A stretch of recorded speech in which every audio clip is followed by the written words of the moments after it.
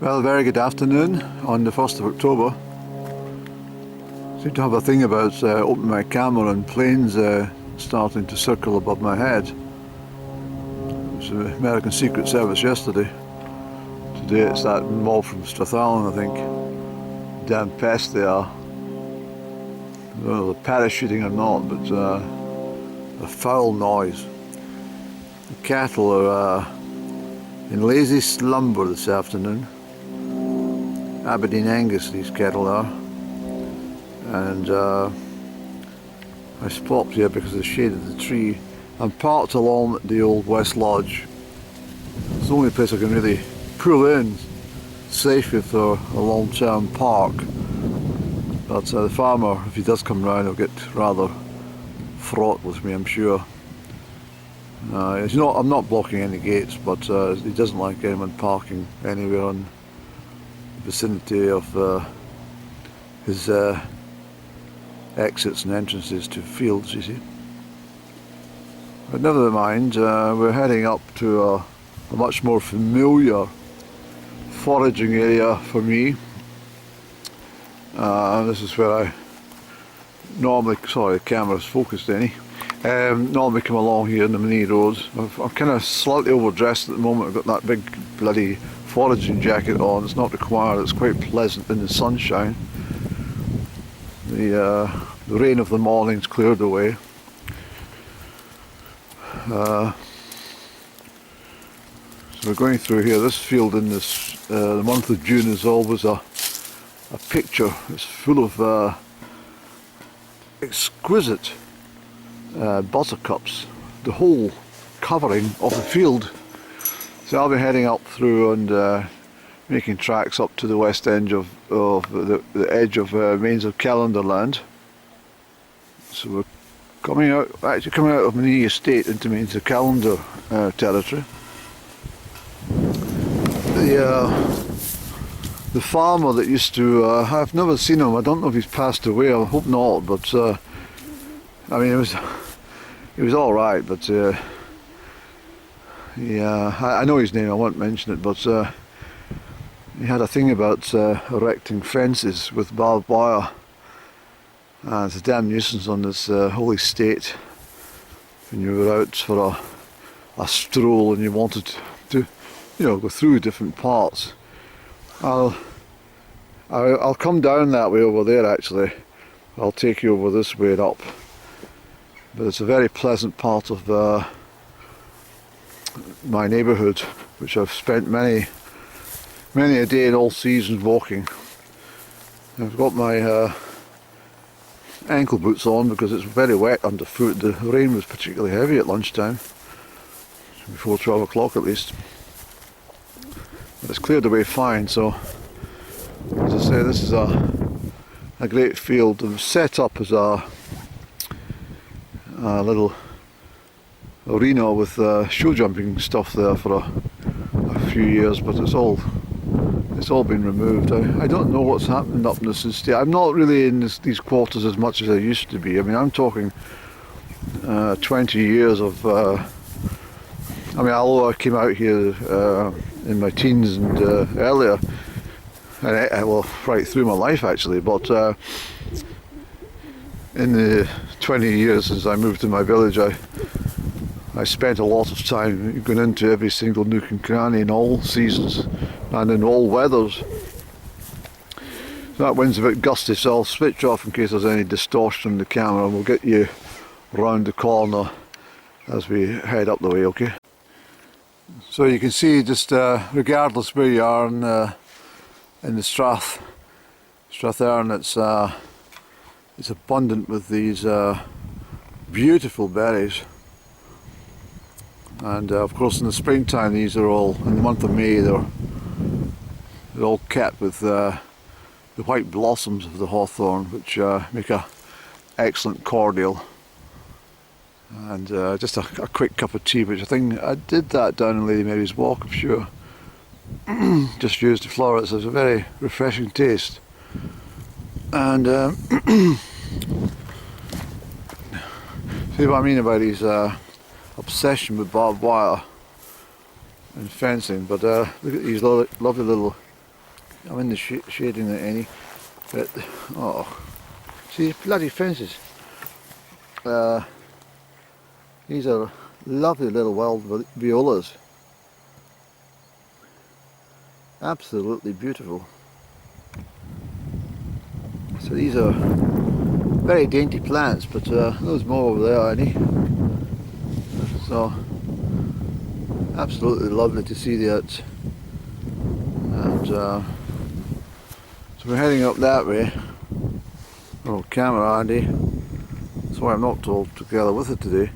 Camera that way. I was doing some uploads this morning since it was wet outdoors, and kind of behind schedule. I wanted to be out picking my elderberries, you know, from about 9 o'clock this morning or something.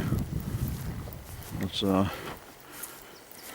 to say, no time wasted there. So we got most of the uploads done.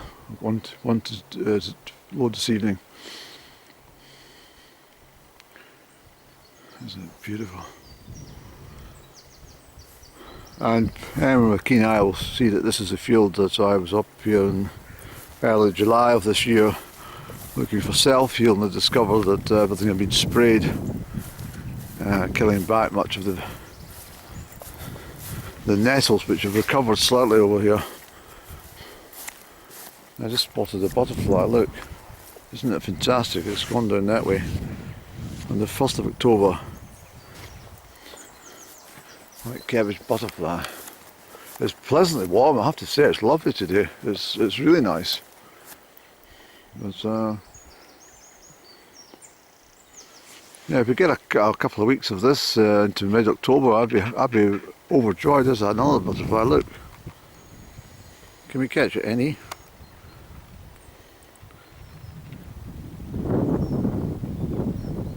There we go. That's a messenger sent to give us good wishes from the good Lord. I've never seen such a happy looking thing in my life as a little white butterfly flitting around. And it's amazing how quickly they move.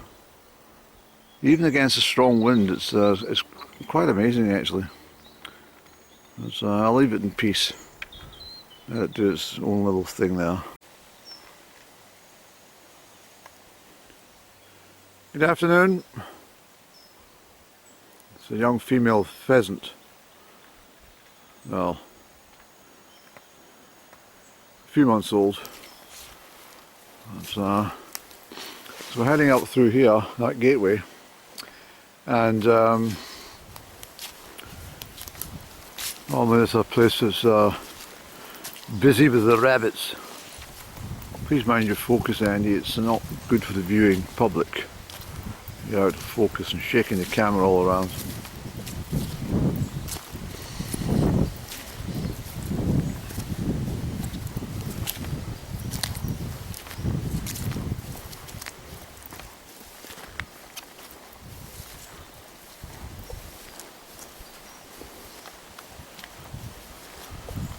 It's a place I've known since I was a young child. We used to come up here and play all the way up towards the Barwick, which is over that way.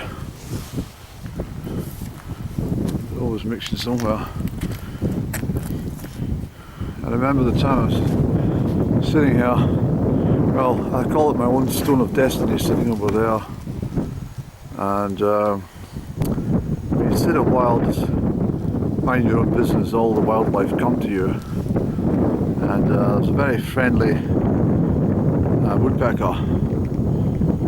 My greatest spotted woodpecker was clambering around here. Some of the foliage has been cut back a little since that. That was what I was trying to put a picture up.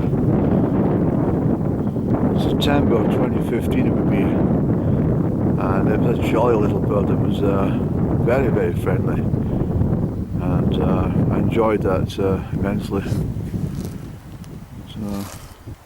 So that's heading over to the Barwick, and of course that is over off the Tyre, and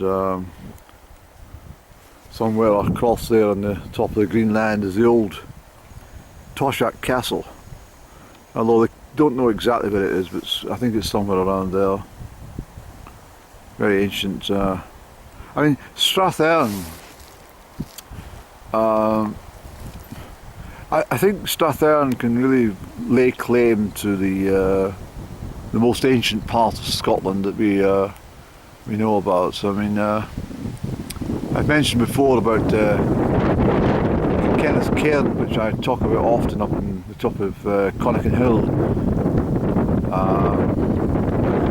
Well, that's obviously a memoriam built by his troops when he was slain by his cousin at the Battle of Monivere in the early 11th century. He was King Kenneth III, of course, and then Kenneth MacAlpin, his grandfather, Craig MacAlpin, just not far from where I stay. Well, that got his name from nothing. And this was the seat of the Earls of Strathearn.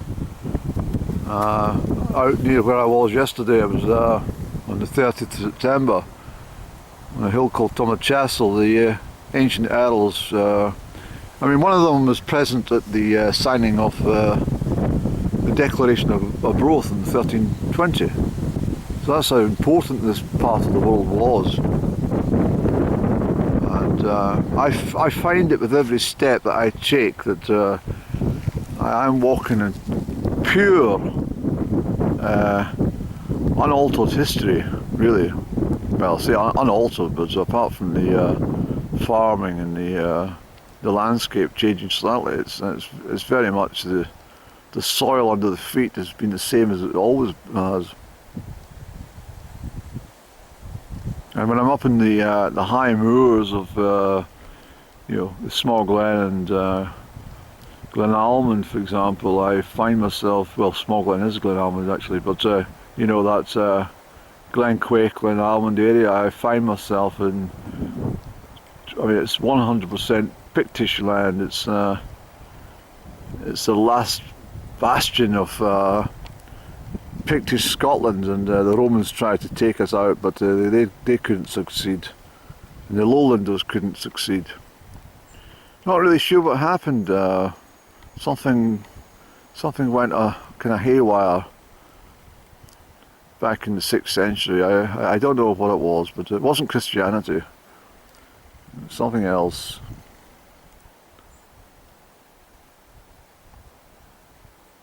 The Vikings, I think, came. Yeah, I think the Vikings came and kind of upset a lot of people, especially out west. Just give you a quick view back, actually, just to show you that kind of presence of Minnie Estate down in the lows, and then we head up onto the Knock of Crieff. That's the upper Knock, and heading over towards Cape McNiven's Crag there. But the whole place has been ruined with these damn fences. I have to tell you that. It's just there's no need for it. It's completely. I just don't understand them. So we've got 3 buzzards floating around us. You might see it in the camera. I can't tell if you can or not. I can't see it myself through the camera lens, but you can hear the distinctive call.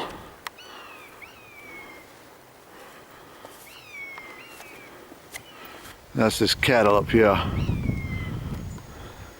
We don't get on this lot, and myself. We've had a few fallouts over the years. Yes, they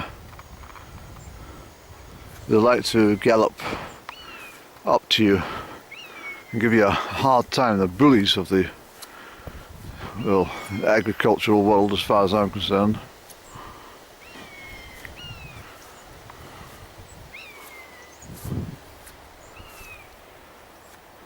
Yes.